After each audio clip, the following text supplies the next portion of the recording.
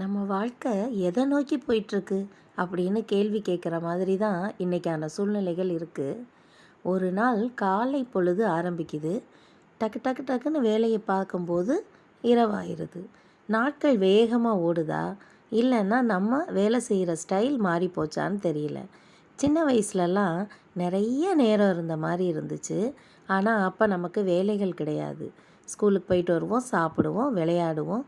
ஆனால் இப்போ உள்ள குழந்தைங்களுக்கு கூட விளையாடுறதுக்கு நேரம் இல்லை, சாப்பிட நேரம் இல்லை அப்படின்ற மாதிரி ஒரு காலகட்டம் இப்போ இருக்குது. இதுக்கெல்லாம் காரணம் என்னன்னு தெரியல. ஆனால் இந்த ஓட்டத்தில் நாமும் ஓட வேண்டிய ஒரு சூழ்நிலையில் தான் நாம் இருக்கிறோம். அதுவும் பெண்களான நமக்கு ஹவுஸ் ஒய்ஃபாக இருந்தாலும் சரி, வேலைக்கு போகிற பெண்களாக இருந்தாலும் சரி, நம்ம குடும்பம், நம்ம வேலை அப்படின்னு எல்லாத்துலேயுமே 100% நம்ம பெர்ஃபெக்டாக இருக்க முடியுமா அப்படின்னு கேட்டால் கொஞ்சம் கஷ்டம்தான். ஆனால் இருக்கிறதுக்கு முயற்சியாவது நம்ம பண்ணி ஆகணும். ஏன்னா அப்போ தான் நமக்கே திருப்தியாக இருக்கும். இல்லைன்னா நமக்கே ஒரு குற்ற உணர்வு இருக்கும். வீட்டை சரியாக பார்த்துக்கலையா, குழந்தையோட ஹெல்த்தை பார்த்துக்கலையா, இல்லைன்னா நம்ம வேலை செய்கிற இடத்துல 100% நம்மளுடைய உழைப்பை கொடுக்கலையா. அதுவும் ஒரு ஆசிரியர் பணி அப்படிலாம் இருக்கும்போது மாணவர்களோட ரிசல்ட்டை வச்சு தான் நம்ம உழைப்பை நம்ம தீர்மானிச்சுக்குவோம் இல்லையா. 1000 காரணங்கள் இருந்தாலும் ஒரு மாணவன் தேர்ச்சி அடையலைன்னா அதுக்கு ஆசிரியரை தான் சொல்கிறாங்க. அப்போது அந்த குழந்தைக்கு நம்ம எந்த விதமாக சொல்லி கொடுத்தா அவங்க நல்ல மதிப்பெண் எடுப்பாங்க, அட்லீஸ்ட் பாஸ் பண்ணவாது வைக்கணும் அப்படிங்கிறதுக்கும் ஒரு பிளான் பண்ண வேண்டியிருக்கு. இப்படி எந்த வேலையாக இருந்தாலும் நம்ம பிளான் பண்ணிக்கணும். அது வீட்டு வேலையாக இருந்தாலும் சரி, நம்முடைய அலுவலக பணியாக இருந்தாலும் சரி, எந்த வேலையாக இருந்தாலும் நம்ம பிளான் பண்ணி செய்யும்போது நம்மளுடைய இந்த ஓட்டம் ஒரு அர்த்தமுள்ளதாக இருக்கும். முதல்ல வேலைக்கு போகிறவங்க அதை எப்படி பிளான் பண்ணிக்கலான்னு பார்க்கலாம். கொஞ்சம் கஷ்டமாக இருந்தால் கூட நம்ம வேலை நேரத்துக்கு ஒரு அரை மணி நேரம் முன்னதாகவே நம்ம வேலை செய்கிற இடத்துக்கு போகிறது நல்லதாக இருக்கும். சிலரை பார்த்திங்கன்னா அறக்க பறக்க ஓடி வருவாங்க, கையெழுத்து போட்டுட்டு அந்த கொண்டு வந்த சாப்பாடை கூட காலை உணவை சாப்பிட முடியாமல் ஓடுவாங்க. சாப்பிடவே முடியலைன்னா மருந்தெல்லாம் போட்டுக்கிறவங்களா இருந்தால் அதை கூட எடுத்துக்க முடியாது. நம்ம வேலைக்கு வர்றதே சாப்பிட்றதுக்காக தான். நம்ம ஹெல்த்தை ஸ்பாயில் பண்ணிவிட்டு வேலை செய்ய வேண்டிய அவசியம் என்ன அப்படின்னு எனக்கு சில நேரம் தோணும். ஒரு 1/2 hour முன்னே வர்றதுனால எவ்வளோ பெனிஃபிட்ஸ் இருக்குது தெரியுமா. வந்த உடனே நம்ம அடுத்து செய்ய வேண்டிய வேலைகளை நம்ம ரெடி பண்ணி வச்சுக்கலாம். அதுக்கப்புறம் நிதானமாக நம்ம சாப்பிட்டுட்டு கொஞ்சம் ரிலாக்ஸ் பண்ணிவிட்டு நம்முடைய வேலையை ஆரம்பிக்கும்போது நிஜமாகவே நம்ம புத்துணர்வோடு செய்வோம். யார் மேலேயும் எரிச்சப்படுறதோ கோவப்படுறதோ இருக்காது. காலையிலேயே நம்ம வேலையை பிளான் பண்ணிக்கிட்டோன்னா அதுபடியே அடுத்தடுத்து செய்ய வேண்டிய வேலைகளை செஞ்சுட்டே இருப்போம். அப்படியே எல்லா நாளும் இருக்குமான்னு கேட்டால் இருக்காது தான். இடையில சில அவசரமாக செய்ய வேண்டிய வேலைகள் வரும், இல்லை திடீர்னு ஆன் டியூட்டி எங்கேயாவது போகிற மாதிரி இருக்கும். அதெல்லாம் சமாளிக்க தான் செய்யணும். ஆனால் ஓரளவு ரெகுலரான நாட்களில் இதை நம்ம கடைப்பிடிக்கும்போது நம்ம வேலையில் 100% நமக்கு சக்ஸஸ் கிடைக்கும்.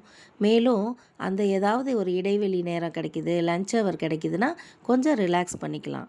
ஆனால் அதுக்காக அந்த நேரம் ஃபோன்லேயே அரட்டை அடிக்கிறது, பாட்டு கேட்குறது, அந்த மாதிரி விஷயங்களெல்லாம் செய்யாமல் நம்ம எந்த வேலைக்கு போயிருக்கோமோ அந்த வேலையை திறம்பட நம்ம செய்யும்போது தான் நம்ம மனசுக்கே ஒரு திருப்தியாக இருக்கும். வேலையை நம்ம திருப்தியாக செஞ்சாதான் அதில் சக்ஸஸை நம்ம எதிர்பார்க்க முடியும். மேலும் நம்ம சம்பளம் வாங்கி செய்கிற ஒரு வேலையை 100% ஒரு ஈடுபாட்டோடு செய்ய வேண்டியது நம்முடைய முதல் கடமை. அடுத்ததாக நம்ம குடும்பம்னு பார்த்தா அது நம்மளுடைய இன்னொரு கண் மாதிரி.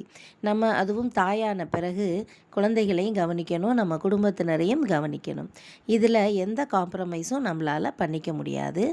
அப்போது நம்ம குடும்பத்துக்கு எதை பண்ணினா நல்லது அப்படிங்கிறத நம்ம முதல்ல ஒரு பிளான் பண்ணி வச்சுக்கணும். உணவாக இருந்தால் வெளியில் அதிகமாக உணவை வாங்காமல் இருக்கலாம், ஃபாஸ்ட் ஃபுட்டு கொடுக்காமல் இருக்கலாம். குழந்தைங்களோட ஹெல்த்துக்கு என்னென்ன தேவையோ அதெல்லாம் நம்ம குழந்தைங்கன்னு இல்லை, நம்ம குடும்பத்தில் எல்லாருக்குமே தேவையான விஷயங்களை நம்ம செய்யணும். சிலரை பார்க்கலாம், காய் செய்யவே நேரம் இருக்காது, கேட்டால் நறுக்க நேரம் இல்லைன்னு சொல்லுவாங்க. அப்போ நம்ம முதல் நாளே அதுக்கான பிளான் பண்ணி ப்ரீப்ரெப் பண்ணி வச்சிட்டோன்னா காலையில் நம்மளால் எல்லாமே ப்ராப்பராக நம்மளால் செய்ய முடியும். அதுதான் சரியானதும் கூட. நம்ம வீட்டு வேலைகளை நம்ம வீட்டு உறுப்பினர்கள் எல்லாமே பகிர்ந்துக்கிட்டு நமக்கு உதவி செஞ்சாங்கன்னா ரொம்ப சந்தோஷம். அது இல்லாதப்ப நம்ம வீட்டுக்கு யாராவது நமக்கு உதவிக்கு நம்ம ஆள் வச்சுக்கலாம். அவங்கள நம்மளால் ஓரளவு மெயின்டைன் பண்ண முடியும் அப்படிங்கிற சூழ்நிலையில் கண்டிப்பாக வச்சுக்கோங்க. ஏன்னா ஒர்க்கிங் மாம்ஸுக்கு இது ரொம்ப தேவை. அப்போ தான் அவங்களால தன்னோட குழந்தைகளோட கொஞ்சம் நேரத்தை செலவிட முடியும், ஹெல்த்தையும் பார்த்துக்க முடியும். அதுக்காக எல்லா வேலையுமே ஒரு ஆளை வச்சு தான் நான் செய்வேன், நான் நாள் ஃபுல்லாக ரெஸ்ட் எடுப்பேன் அப்படிங்கிறதும் சரியில்லை.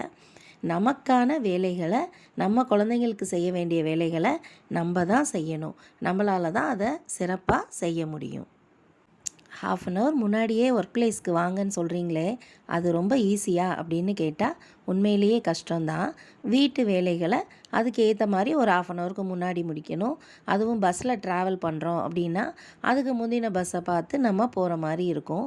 இப்படி நிறைய கஷ்டங்கள் இருந்தால் கூட நம்ம பிளான் பண்ணிக்கிட்டோன்னா நமக்கு ஸ்ட்ரெஸ்ஸோ டென்ஷனோ இருக்காது.